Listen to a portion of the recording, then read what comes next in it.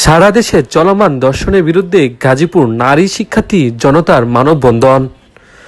গাজীপুরের জেলা প্রশাসক কার্যালয়ের সামনে সম্মিলিত নারী সমাজ, শিক্ষার্থী ও জনতা ব্যানারে মানববন্ধন কর্মসূচি পালন করা হয়।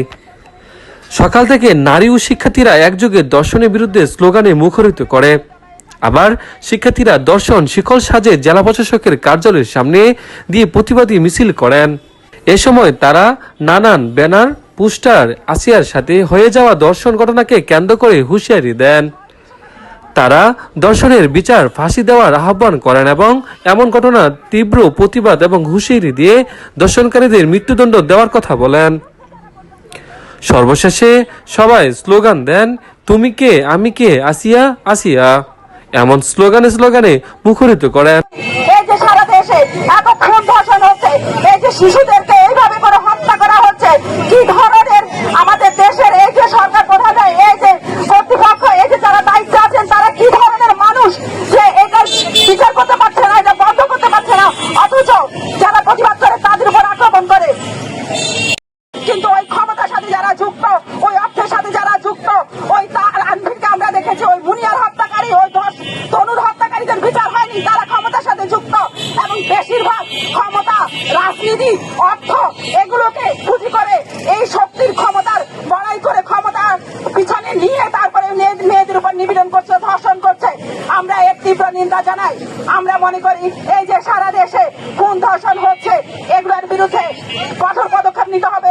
আমাদের দিন যত যাচ্ছে মনে হচ্ছে যেন এই ভয়াবহতা আরো বৃদ্ধি পাচ্ছে। আপনারা জানেন 2024 সালের 5ই আগস্ট গণঅভ্যুত্থানের মধ্য দিয়ে স্বৈরতান্ত্রিক সরকারের পতন ঘটেছে।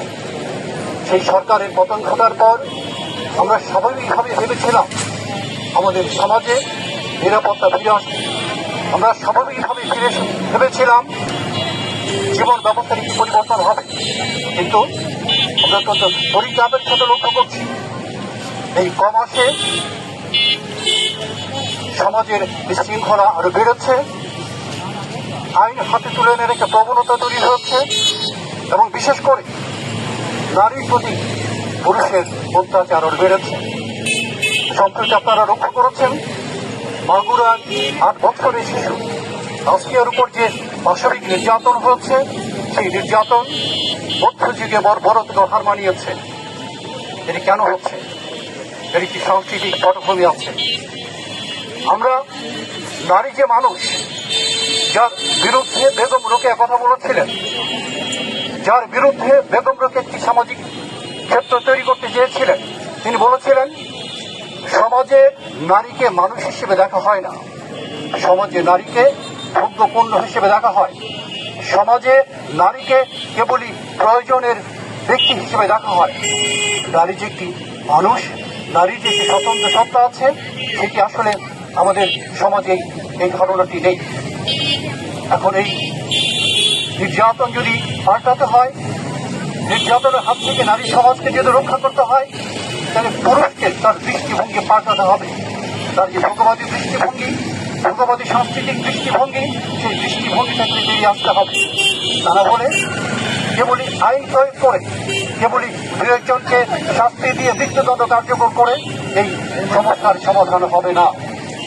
কেননা একটি মাঠে যখন অনেকগুলো বিষাক্ত বৃক্ষের বীজ থাকে, তখন একটি বৃক্ষ কাটলেই সেই বৃক্ষের উৎপাদন বন্ধ হয়ে যায় না, যতক্ষণ পর্যন্ত না সেই মাঠকে বিষাক্ত বৃক্ষের বীজ থেকে মুক্ত করা যায়। আজকের এই সমাজ সেই বিষাক্ত বৃক্ষের বীজকে ধারণ করছে। কাজেই সমাজকে যদি সুস্থ করতে হয়, সমাজকে যদি সুন্দর করতে হয়, সমাজকে যদি শুদ্ধ করতে হয়, তাহলে সেই ব্যবস্থার বিরুদ্ধে আমাদের লড়াই করতে হবে। সেই ব্যবস্থার